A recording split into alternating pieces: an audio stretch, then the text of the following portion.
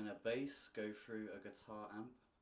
And can a guitar go through a bass amp? Today I will show you my answer to that question. Here we have a multi-track recorder that is connected to a pair of very nice Laney speaker PA speakers / monitors.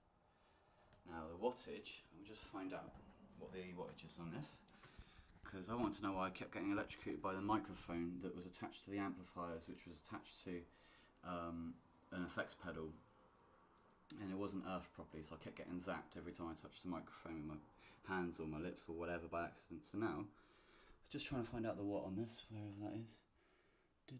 It says 10 watt there, but it's not. It's massively powerful. I don't know.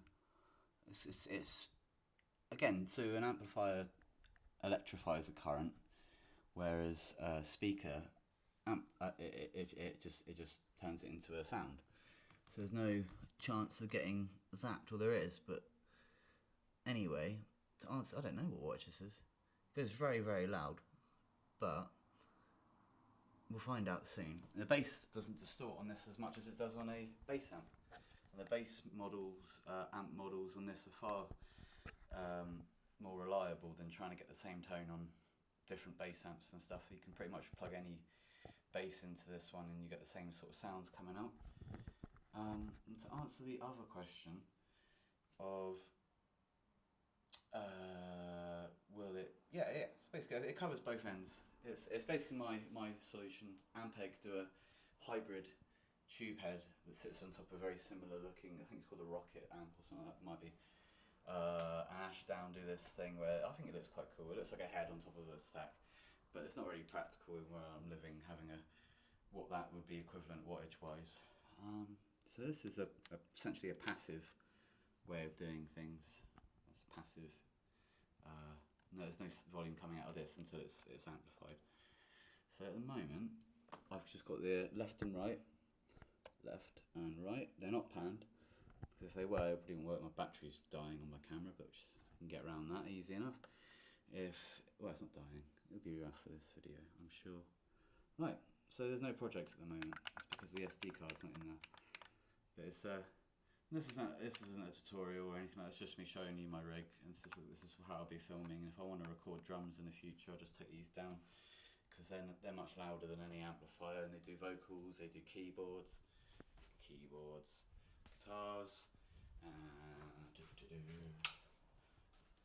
bass guitars.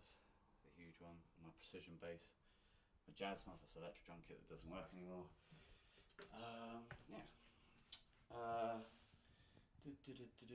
and if you wonder what I'm currently browsing, it is GIF Music's wonderful website with only 4 Squire left-handed guitars. Now, that's very hard to come by, because that's how many Fender are putting out at the moment. So if you ever see a left-handed Jazzmaster Squire, then drop me a DM, because I'll buy it off you for upwards of £400 or a maximum of £500, because they're that hard to find. I don't trust myself with a real Fender at the moment, because I don't want to drop it, and this is all put together very quickly, so I wouldn't want to, especially if it was one of those Jaguars that cost like £1,500, I wouldn't want to, ding it, because I'll probably end up losing a lot of money doing that. Right, I'm going to get a project. This is pretty cool. What you do that, take out the SD, and then within it is an SD card holder, and I'm just going to go and grab the SD card itself. Now this is great, it's got a cable, this one here, that goes into this bit. Part of me playing this is so if I ever forget how to upload the videos, or I get a different rig, I can always come back to this if it's in a couple of years time or something like that, if someone else remembers something and they want to show me a technique or whatever. And that has got a USB on the end of it. And what that does is that goes into your computer, and then it'll go onto this camera. You can take this SD out of this camera, put it in here, and then it'll go out onto your computer, and then it's straight onto YouTube within the space of about 10 minutes if you can remember how to do it fast enough. So yeah, I still forget because it's that quick. It's like, oh, it can't be that easy. It is. It is indeed. Right, back to the rig. Can you see the rig from there? Oh, the volume's just been knocked. You can't, but I'm going to put this in here. So Here I am, rocked you like a hurricane. Oh, wow. Right, here it comes. SD's cards going in now. Look at the display. I will show you. It should change from no project, no card. There's the card. And what we want to do is load it. We don't want to format it or anything stupid because that'll wipe everything on there. And we've got a song. And the song is short for, can you guess it? Nirvana's. Yes, that's right, you know what it is. It's in blue. Right.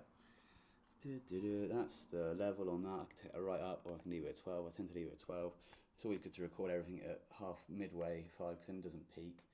And it's not too loud if you're just about to turn on the speaker or something like that. I'm going to put all these faders up to 5. So I could put the master on like that. And it'll do that, but I want to show you a couple of things first. Actually, let's just leave the master on. Right, so these are all recorded individual tracks, the audio. You take the master off and you get the individual tracks back. I'm going to re-record, double click it. But there is no undo, there's no punch out on this button and all that sort of thing. It's quite difficult to do that on anything, so I tend to just do, if I want to re-record something, I have to do it again. So that's the only problem with not having a DAW like this one isn't. You know, because it's got real faders. It is digital, but I don't know. It's just a different way of doing it with a spinny toggle and stuff like that. So here it comes. It's Dexter's Laboratory. Yeah, quite simple. 2 twin laney PA speakers. They're both on. Left and right. Pardon me. Right, starting back. It's pretty quite loud.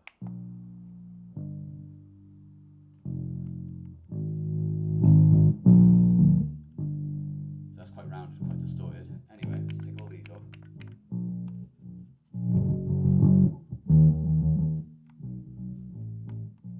There's your bass. That's a 5. That's loud enough to sing over with no microphone because I kept getting zapped. That's why the last 2 videos have been like that. Oh, I know why it's quiet. So now the output's at full on the... Where is it? There it is. See? There's 3 ways to turn the volume up and down here. Main output, fader, master, individual track. Each speaker down the bottom. So there's loads of ways of killing the volume if you need to suddenly do so. Noise complaints and all that. Joking. If you think it's going to peak and blow up your speakers, there's several ways you could do it. You could just take out the cable itself. Yeah, 8 minutes in. Okay, well I'm at half capacity. Well, 2/3 of my battery I've got left, so I think we'll be fine. Right, back to it. These, in case you're wondering, this takes up a large section. I don't use any of this because this still stays at the same. It's metronome levels and balancing. Don't really do much panning, but yeah, this is the gain. So you can create a natural distortion, a digital distortion by turning the gain up full, and that. And then this one's got selectors because there are microphones built into this wonderful Zoom R8. I haven't mentioned that yet. They are the best cameras, such as this one, and the multi-track that I'm using. They do a great 4-track for about £150. I really recommend it. Also found on gearformusic.com or .co.uk. I don't know what they are, but right, back to the song.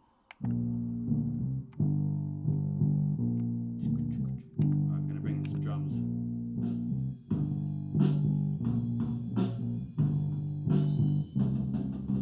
That's the other drum.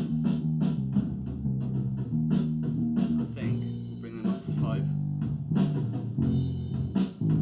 It's a bit distorted because I haven't got the back. Anyway, that's drums.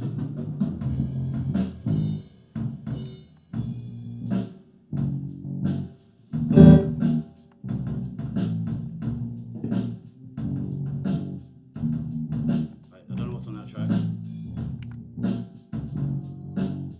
That's a vocal.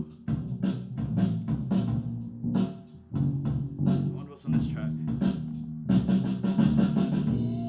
He's the one who likes all our silly songs.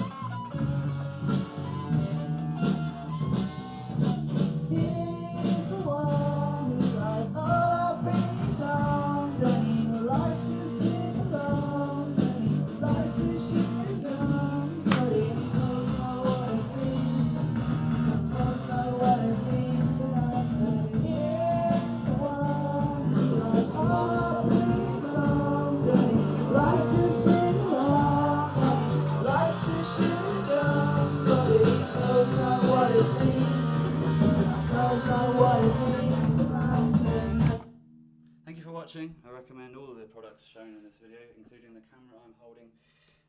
Yeah, signing out.